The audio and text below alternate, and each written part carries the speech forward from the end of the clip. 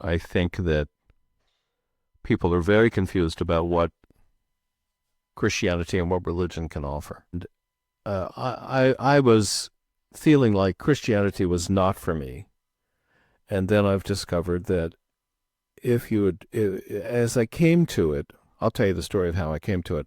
But as I came to it, I found that having a community that supported me, and having a sense that there was something larger than me that was supporting me.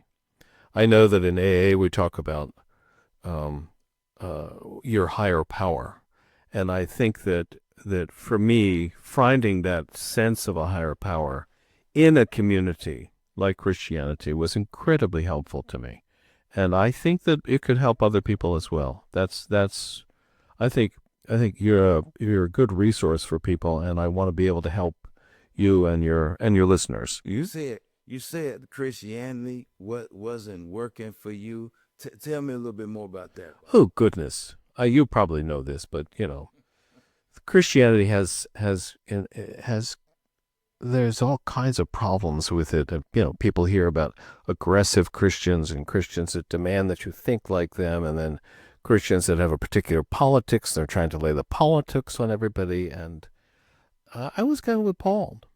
But the way it happened to me was I was a hospital chaplain, and and a friend invited me to go to a church. Now, I hadn't been to a church in years, but a friend invited me to go to a church.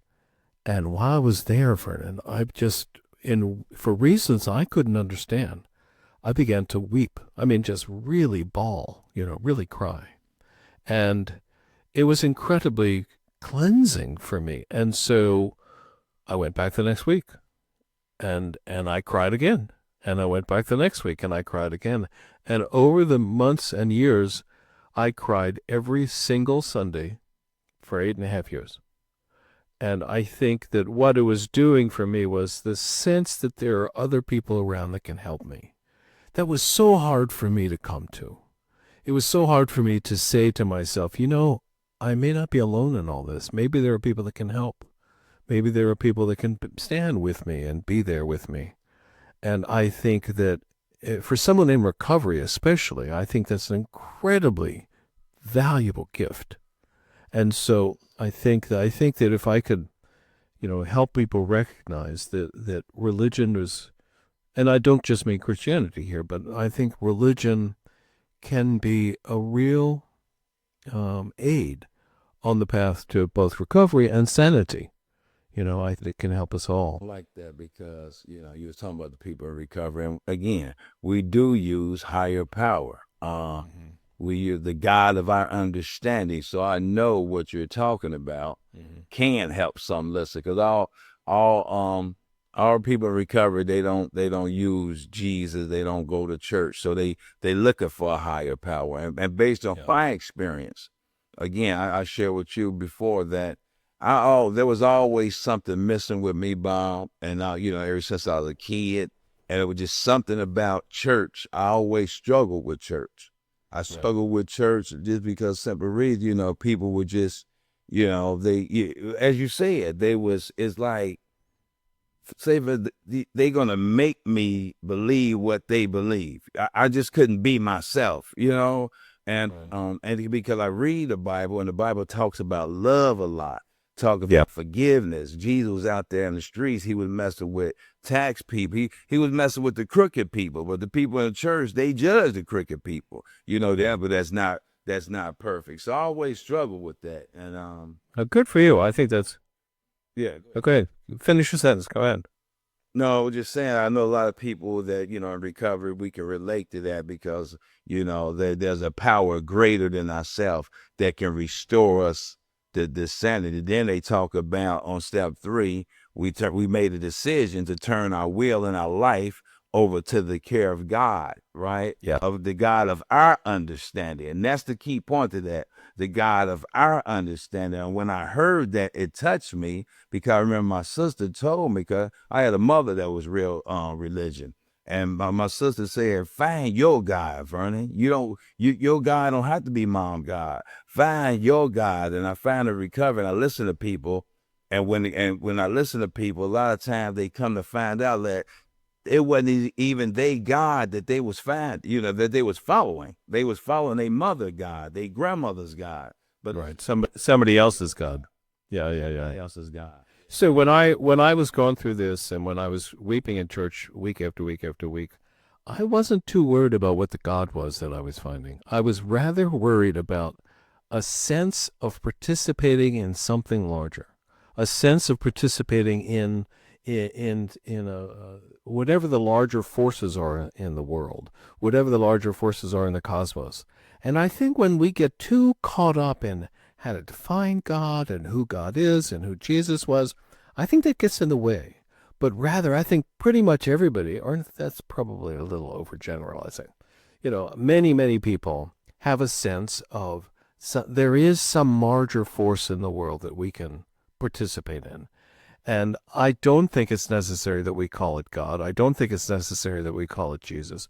But it is necessary to feel like you are connecting with those larger forces. And I think that's what turned me on and allowed me to participate in Christianity. Because when I go to church, I don't much mind, that is, if somebody says you need to believe this way or that way. That's not what's important for me. What's important for me is a sense of participating in something larger.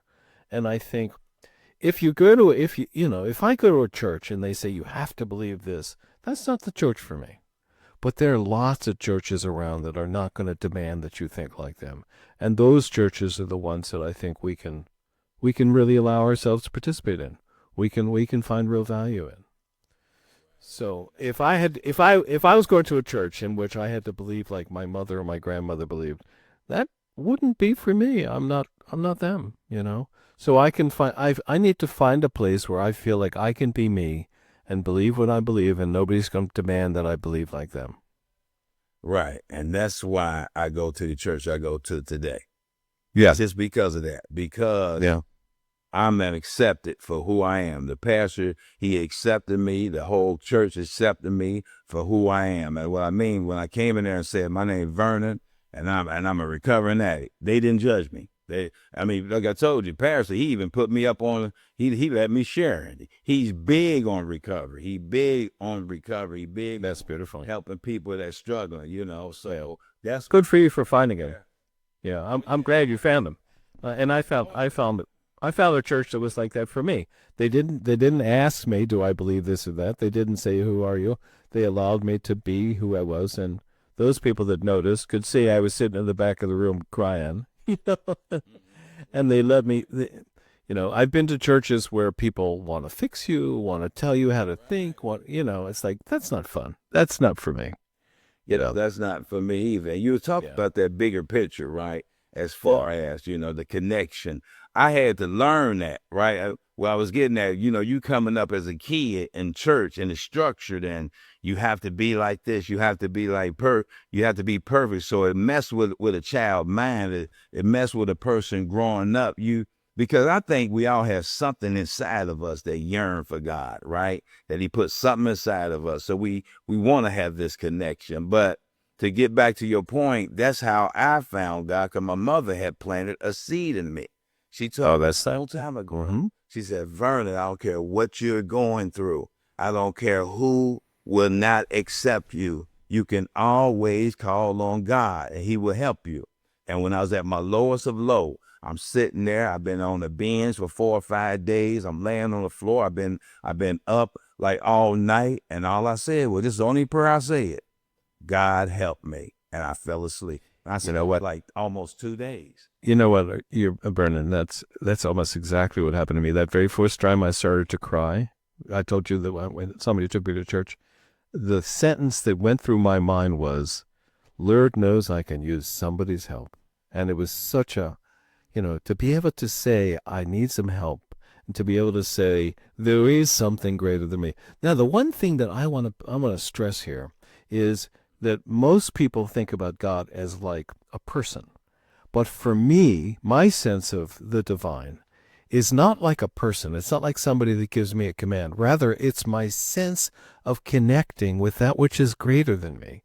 My sense of sort of spreading out into this vast energy that I can sort of sense is there. So it's like I don't need to hear about how this person conceives of it or that person conceives of it. Rather, I want to be able to sense to sense the energy around me and to sense the force.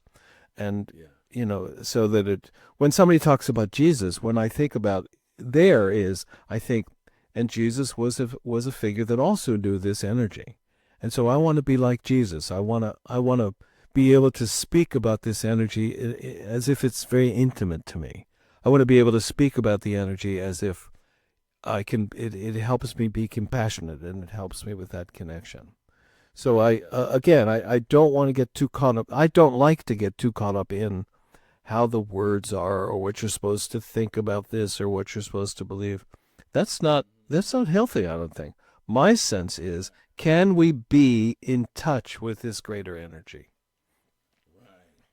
And I think that's really what your mom was pointing to. It's like your mom is saying, "Hey, there is something greater than you, and if you can recognize that there's such a power." But I think part of the problem here is that, especially in America, we all think we should be independent, we should be our own guy, we should do it all on our own, and it's a real gift to be able to say, "I can't do this on my own. I need to," just like you found. I help. I need help. And that's the feeling or the sensibility that I think makes Christianity among or other religions so helpful. And that's that connection. That connection is the core. Is the is the thing that my spirit have always been yearning for. But with that experience, what I said, from that moment that I prayed, remember I was up like 4 days, okay, and going back to what you're saying, now I've been led to recovery. Ever since that day, I can look back. I didn't see it then. I kept using drugs.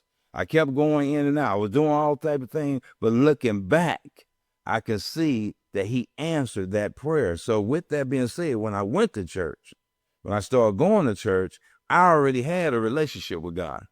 My relationship with God wasn't based on the Bible. My relationship with God is not based on the preacher. My relationship with God, of my understanding, is based on my experience. And I that's was going to say exactly that same thing. Yeah, that's exactly what I'm hearing, Vernon. And I think pretty much everybody, especially people in recovery, pretty much everybody is longing to sense that there's something greater than themselves. And you don't need to think it.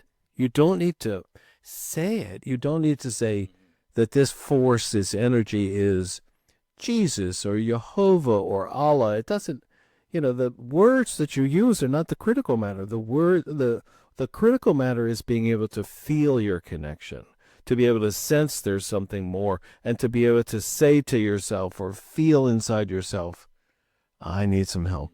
I can't do this all alone. Yeah. yeah, yeah. And I was reading your book and stuff. You said you interviewed like over 60 people. Yeah. Before you wrote that book. What Yeah. common theme did they have in common that you was in it? Okay, well, first of all, the book is called Christianity Reimagined, a mystical approach for doubters and the dubious. And I interviewed people, and the way I picked out the people was I was going to church, and I was having these wonderful experiences, and didn't believe a word I was hearing. We would recite these words, and I thought, that's first of all, I didn't understand them, and second of all, they didn't seem to be quite how I thought about things. And so I was having these experiences, and I thought to myself, I wonder if anybody else is out there also experiencing a connection with this divine energy, but also not believing the words. And they were incredibly easy to find. I started talking to some people, and I said towards the end of a conversation, I said, "Do you know anybody else that's in this boat?" And everybody knew somebody. Everybody. It was so easy to find these folks. And so I interviewed 50, 60 of people. I think, yeah, it was in that number. Um, and all of these people were having experiences. And so you asked about the common themes. The common themes had to do with this experience of the divine energy, or sometimes I pull it the experience of flow, or the experience of something vast. That's what these people were getting. And pretty much all of them talked about being fully present to one another and fully present to this energy. And that sense of presence was the critical matter for all of them. And that's what people were getting when they would go to church. A lot of them said, it's not the words in church, it's not that, but rather it's the sense of participating with something greater than ourselves. That was the theme that I heard. And then everybody, of course, I would talk to them about, well, what's prayer for you? And what is, how do you think about death? And, we would talk about all these different aspects of a religion. But the critical was people were having experiences and not how to talk about it. But that was the critical thing. That's how I came to believe with that presence, right? I feel that presence I was sharing with you in nature. But mainly, I feel that presence. I don't feel it that much in church. I'm gonna be transparent, right? I know when we do a lot of music at church, I feel it through the music. I feel it through when the pastor is preaching because he preached from the experience, so I can really to experience. Right? I'm liking your pastor. Oh yeah. He actually said that. He said I used to preach right from the book or theology, right? He said, but now I preach from my experience. And we say in recovery, we can relate to honest sharing. So when he shared, I could relate to him, right? But mainly I could relate. I feel God's presence. I feel him speaking to me in my dreams. But here lately, just silence. I come down every morning. I grab a cup of coffee, TV off, and I just sit there and I can feel the presence of God. And I just sit in it. And I don't think a lot. I just listen, and he'd tell me what to do. Just like this morning, I was just sharing with my wife. I said, he told me to spend some time with you. She said, thank you. I was wondering about me, right? And I'm just saying, I can hear me speaking, right? And it's just an awesome thing. And I think that is critical. And I'm glad you came on to some people, the listeners, to let them know that it's okay that you can find the God of your understanding and be all right in that present moment. Because again, I was afraid to speak about it. I thought something was wrong with me. I want to, first of all, I love to hear you say all this. I also want to speak up for silence. A lot of people in America especially, are kind of afraid of it being quiet, are kind of afraid of silence. But I find that silence, especially if I'm not, if my mind is not preoccupied with all the things I have to do this afternoon, if I can just be there and be it's a sense I get sometimes of just being wide open into this emptiness. I love that quality, and I love the feeling that I can listen in that time and just allow what's going to be there to be there. It's beautiful. And the fact that you you say, I come down and I have a cup of coffee and I just sit quietly. I just think that's so beautiful. And you know how rare it is? Most people are afraid of that. In fact, most churches, and this is something that I don't respect, most churches, when it says in the schedule, we're going to keep silent, never more than 1 minute. Never. Mostly it's more like 20 seconds. It's like, and I think that's a mistake. I think people should be allowing themselves to be wide open to whatever it is, and silence can help that. Now, some people feel like their minds are just so chock-a-block full, and I think that's something that people need to work with a little bit. Can you just allow yourself to be? And I think that's important. Yeah. Oh, there was a time, Bob, I couldn't do that. No, yeah. That was a time silence used to kill me.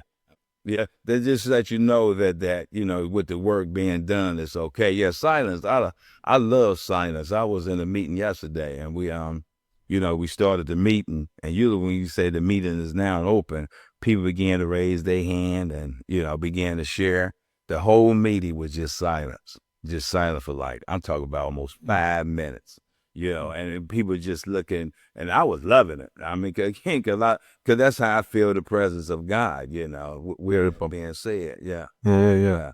So the people that's struggling with this, with this, let's say, the Christianity part, but they more leaning toward the spirituality part. What advice do you have for them that's trying to get in touch with their spirituality? All right. I think that's a perfectly wonderful question.